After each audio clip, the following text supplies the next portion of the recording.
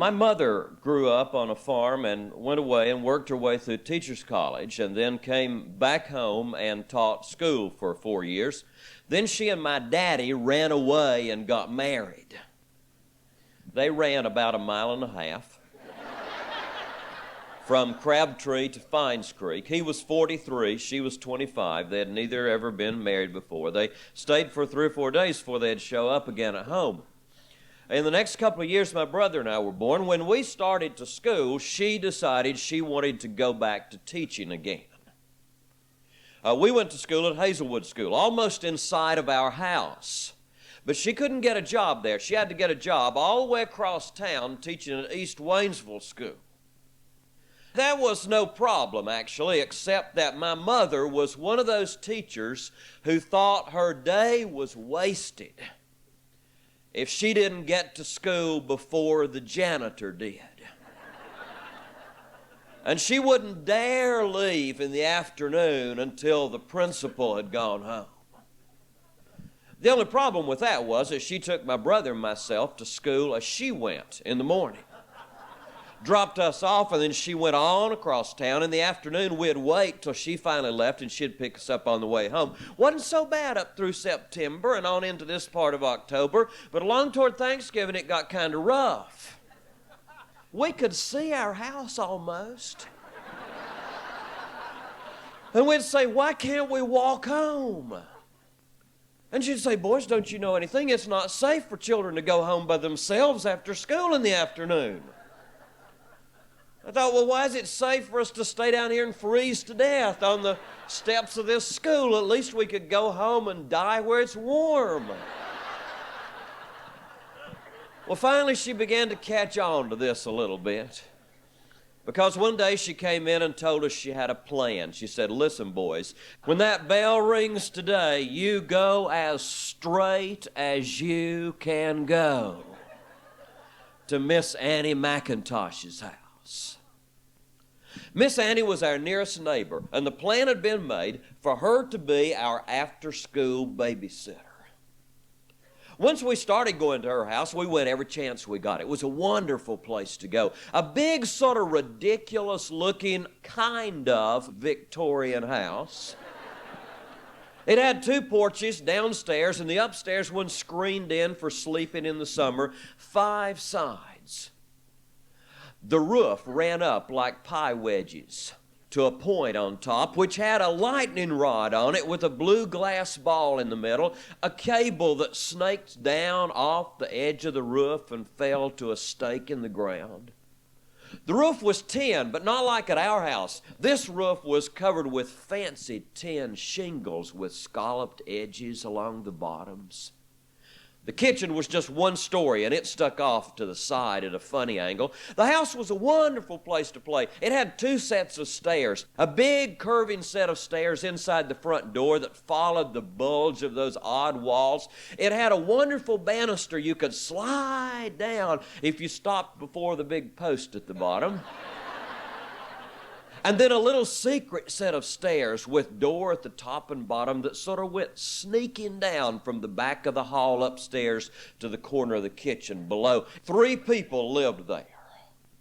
Miss Annie, she was old.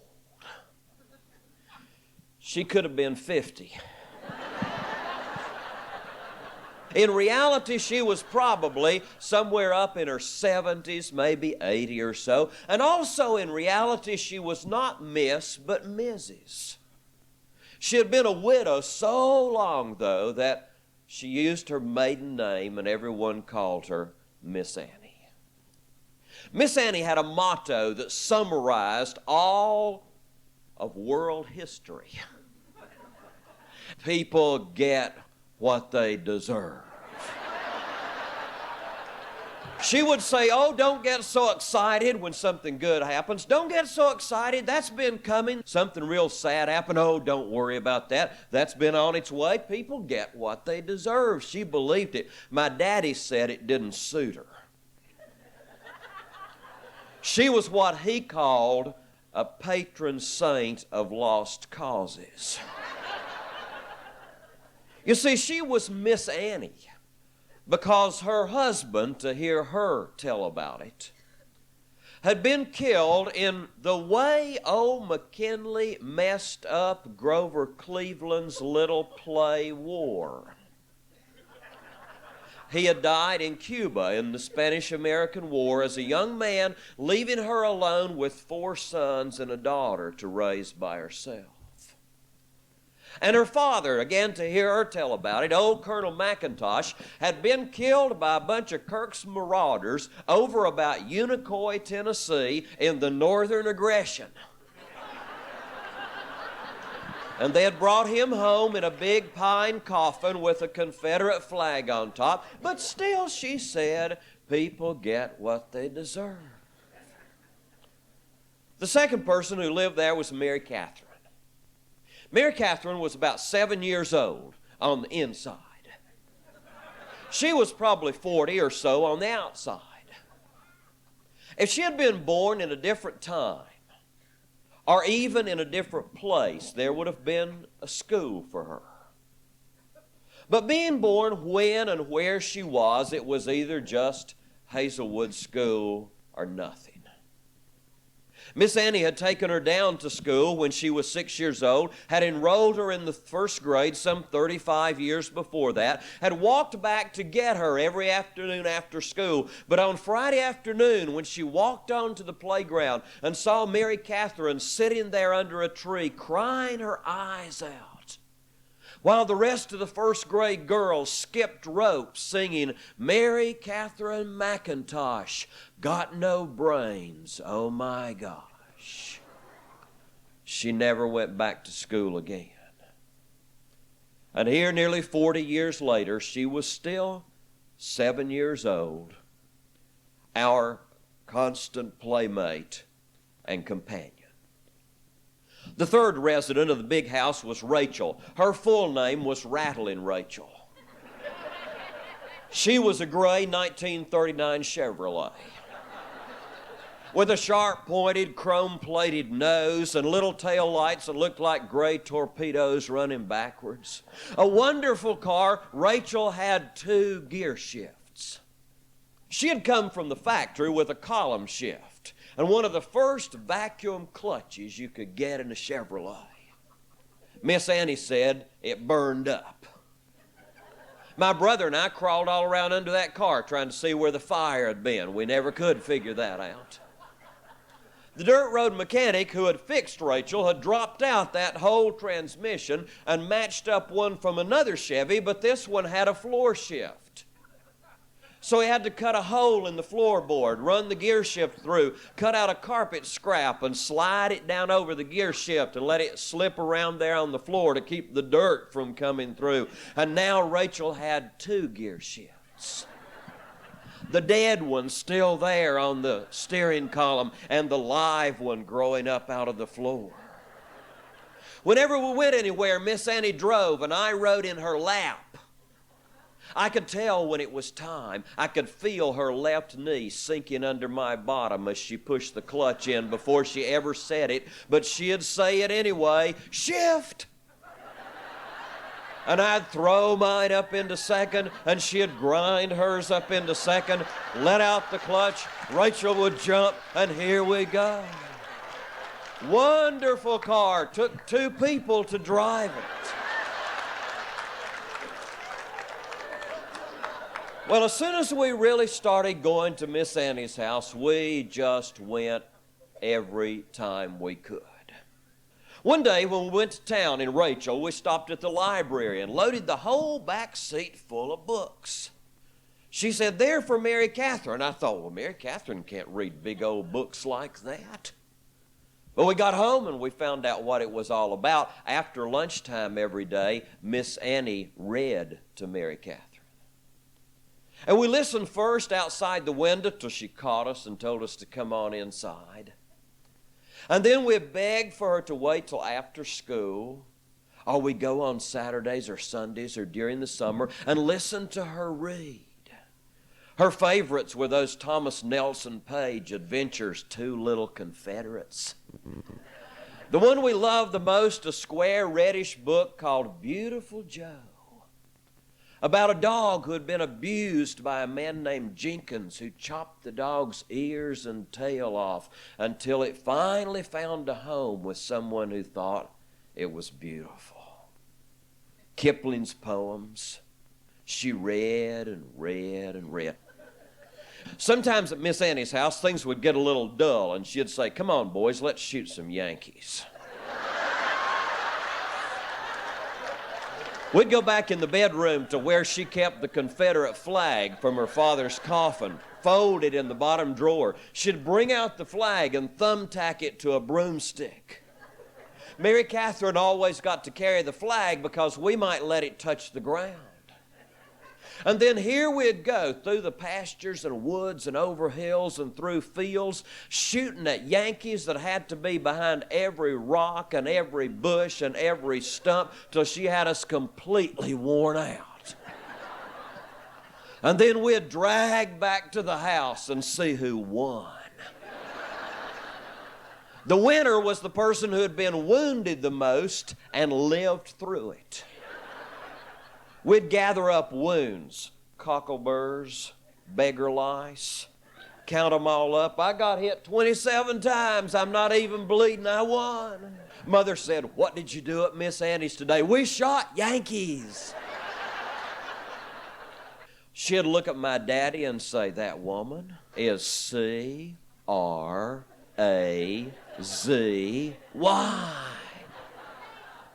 But we'd always go back because she was the only babysitter. When she was not taking care of us, she spent most of her time raising flowers. In the summertime, wildflowers under the hemlock trees, Jack in the pulpit, half-dozen kinds of trillium, wide beds of annuals so that there were always cut flowers to bring in the house, a rose garden but no white roses, the bugs get on them. A long bed of hillside dahlias with blooms so big she had to stake the plants up or the blooms would turn the whole things over. And in the wintertime, when it got cold and she could no longer work outside, she kept growing flowers in the house with needle and thread. Beautiful crewel embroidery, cross-stitch pillow tops and seat cushions and bell pulls. But the thing my brother and I loved to watch her do more than anything else was make what she called her applied work quilt tops. She'd save all the scraps. She especially liked my daddy's old wide neckties when he got tired of them. And she'd cut the scraps into shapes: houses, barns, cows, dogs, horses, haystacks, fences, plowed fields, roads. Hem the edges, make a big solid quilt top, and then lay out the picture there. Stitch it down, and there was a bed all covered with a scene of life the way she thought it ought to be. She gave them all away, but she never gave us one. One day at her house, she said, "Come on, boys, it's a little dull today. Let's shoot down airplanes." A bunch of the neighbors had learned to fly during the Second World War, and they had rented George Plott's hayfield for the Plott Creek Air Base. It was sort of a dog-leggy field, which made taking off and landing real exciting, real interesting. The hangar was a hay barn that had an orange windsock on top. They had 2 J-3 Piper Cubs and a Stearman biplane, all painted the same color out of a bucket of paint they swiped from the highway department, sort of a bright yellow-orange. We went to the front closet, and Miss Annie took out a little .410 shotgun. She kept it there loaded with rat shot, as she said it, to protect us from the roving element. I found out later on that you can't really do a lot of damage from much distance with a .410 full of rat shot. I tried to shoot a squirrel with it. I either knocked it off the limb or scared it off, but before I could get to it and beat it to death the way she told me I'd have to do, it jumped up and ran away. But the gun did make a pretty good noise. We went to the top of a hill, a good 100 yards above the landing strip. And here would come a yellow airplane coming in to land. It would come in, and just as the wheels would touch the ground, she'd say, "Fire!" We'd pull the trigger and the shotgun would go blam, and the airplane would stop. And she'd say, "You got it." We lined up little rows of sticks to show how many planes we'd shot down. We were so successful, it got kind of boring after a while. I said, "Miss Annie, I'd like to shoot one down when it's taking off."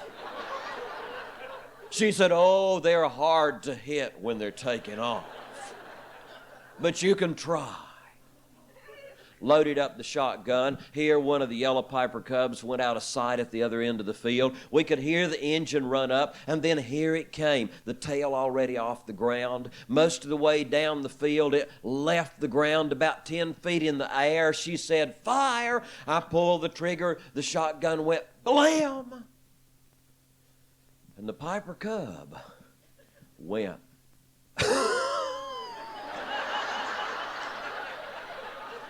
And the wooden propeller just kind of jumped back and went, boom. And the whole world turned into a slow motion movie as that yellow airplane settled down to the ground and bounced. And then it bounced, and it couldn't bounce again because the hayfield ran out. And the wheels caught on the hedge, and the tail started coming slowly up in the air, and it came all the way over, and the whole yellow airplane squashed right on its top in my daddy's corn. I looked at Miss Annie, and she looked pale. She grabbed us, and we started toward the airplane. The doors opened. Dan Watkins popped out one side, Perry Plemons out the other side. When she saw that they were okay, we stopped, and she said, "You got it." And we went home. That day, when it was time to go back to our house, Mary Catherine walked with us. My mother was already waiting by the door, and she said, "Oh, you know what happened today? One of those crazy airplanes cut off, da, da, da." I said, "We know all about what happened. Miss Annie and I shot it down." She looked at my daddy and said, "That woman is C-R-A." My daddy said, "Oh, don't say that in front of Mary Catherine." She said, "Oh, she's never been to school. She can't read or write or she doesn't know what that means." But she did go home pretty fast after that. We never fought at Miss Annie's house, but once.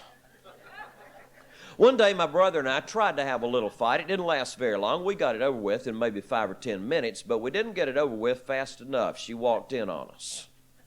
She said, "You're fighting." "No, we're finished." "No, you're not. You're fighting." "No, we're finished." No, you're fighting. You want to find out what fighting's about? Today is the day. We will find out today what fighting is about. Hit him back, Joe.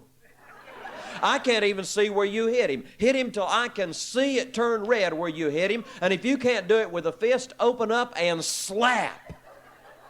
There, that's good. I can see all 5 fingers now. Hit him back. It's your turn. I want to see it. Now pull hair, and I better see hair come out in your fingers, and your heads turn red where it comes from.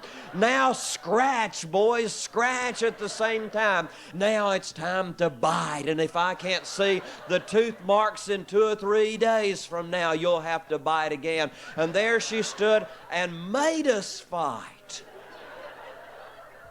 All the time standing there with tears just pouring down her face, saying, "If old McKinley had only known what happens when people really fight, maybe things wouldn't have turned out the way they did." If we wanted to fight after that, we'd do it at home where it was safe. I mean, my mom would come in, give us a pop, make us quit in a minute about the time we wanted it over with. We weren't about to go into that business again. One day she put us to bed in the big room. It was pouring rain. The rain was pelting on the tin roof of the house. It was so loud that we couldn't hear where she might be. So we opened the window shade to watch it rain for a while. And when we looked out the window, we saw where she was. She was out in the rain, walking around, no umbrella, no raincoat. A blue print flowery cotton dress just glued to her all up and down. Her hair, which was always piled high and full of combs of every kind, beginning to come loose, and as she became more and more soaked, she pulled the combs out, and the hair washed down and streamed down in the front and the back. She sat down in a wooden chair in the yard and leaned back and just let the rain run all down. My brother said, "Look at her face. Is she crying?" I said, "You can't tell, can you?" We didn't tell her mother about that, because we thought, if she does that, she really might be. And we might not get to come back anymore. Well, gradually we grew up and didn't need a babysitter much anymore. At the same time, Miss Annie got older. And everybody would say, "What's going to happen to poor Mary Catherine once Miss Annie's gone?" Never realizing that Mary Catherine was gradually becoming the mother. One day, Rattling Rachel died. Miss Annie called my mother to tell about it. Said she was just fine yesterday. We went to town. We went to the drugstore. We went all over the place. She was just fine when I put her to bed in the garage last night. But when I went out there this morning, turned the key, stepped on the starter, she had died in the night. I don't know if it was her heart or her liver or whatever it was. But I guess she's run long enough, and I guess maybe I've driven long enough. And she washed the old car right there in the garage, swept it out, covered it with clean sheets, locked the garage door with a chain and padlock, put the keys in an envelope on the mantel, which she had written her oldest grandson's name on the outside of, saying someday he'll probably want to bring her back to life.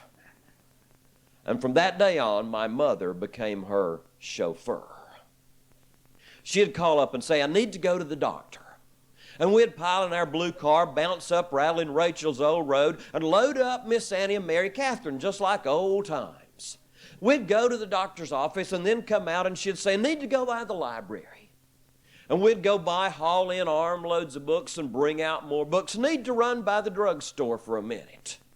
We'd go to Smith's drugstore, which always took a little while, and then need to run by the church just for a little while. We'd go by there, and then by the circle chairman's house, and then by the president of the DAR's house, and then the secretary of the UDC's house. And then finally to Josephine's dress shop, and then stop at the grocery store. And by the time we finally got home, we'd be mostly out of gas and way after dark. And my mother would be mad. She hadn't even started to fix supper for us yet.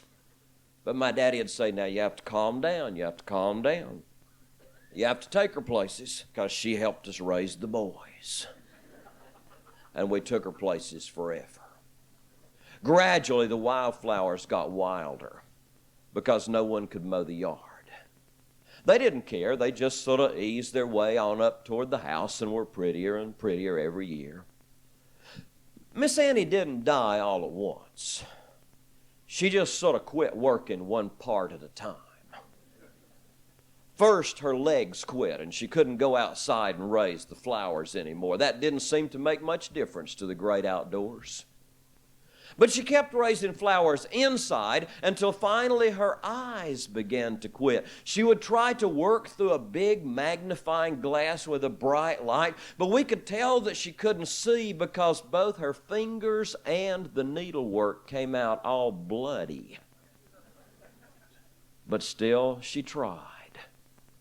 Sometimes my brother and I would go, and now we would read to her Kipling's poems and Beautiful Joe, and even Two Little Confederates once in a while. And gradually her hands and eyes gave out, and finally when she was 97 years old, her heart stopped. People were very surprised that Mary Catherine could take care of herself very well. She called us a couple of days after the funeral and said, "Come on up here. There's something Mama said I was supposed to give you if she ever died." And we got in the car and started back up that old road to the big house. All washed out now, rocky, we bumped up, walked up the sidewalk, no yard left, the flowers grown over everywhere, up sort of crumbling concrete steps. My daddy said, "Watch your step here on the porch, it's kind of rotten." We never realized how much the house needed painting by now. Mary Catherine came to the door and took us into a big dining room. There was a huge oval table there, and over it was a light fixture that always had 7 bulbs in it. Miss Annie kept 6 of them unscrewed. But on this day, Mary Catherine stood on a chair and screwed them all in, turned on the switch, and the room was brighter than we'd ever seen it before. She disappeared into the bedroom. We could see her rummaging in the bottom of the chest of drawers. My brother and I knew that's where the Confederate flag stayed. We thought, maybe we're going to get that. We always kind of wanted that. But she pushed it aside and took out a huge package wrapped in brown paper. Brought it back to the dining room table and began to unwrap there the biggest applied work quilt we had ever seen. Mountains in the background. A big white ridiculous looking Victorian house in the middle. Complete to a pointed roof with a lightning rod and a blue glass ball on the top. A girl on the front porch holding a stick with a Confederate flag. Flowers everywhere on the sides of the yard. An old gray car in the driveway. A yellow airplane overhead. 2 little boys running through the yard. Between them, an old woman, hair piled high on her head, with her arms reached out, not holding, but just barely touching the tops of their heads. And at the bottom of it all, in big block letters, the words, "My boys."